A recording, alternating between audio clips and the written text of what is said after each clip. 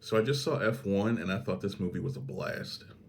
This is directed by Joe Kosinski, who most recently gave us Top Gun Maverick. And this movie was kind of what I expected in the sense that it's Top Gun Maverick, but with race cars instead of airplanes. But at the same time, it kind of went beyond my expectations as well.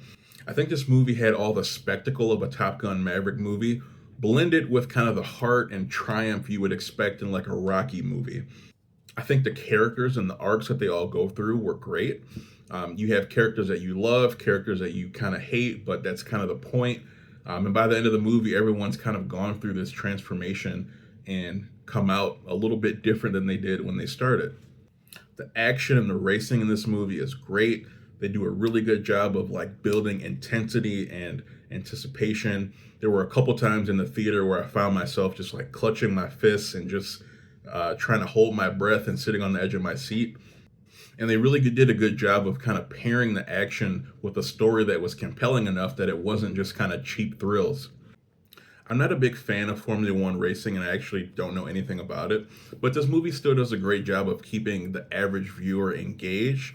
I never really felt lost, even when they got into the more kind of technical aspects of it. They do it in a way where you still kind of understand what's going on. I think maybe if you are into Formula One racing, you might have a better appreciation for it. But if you don't know anything about F1 racing, you'll still be able to kind of go into this movie and really get the full experience from it still.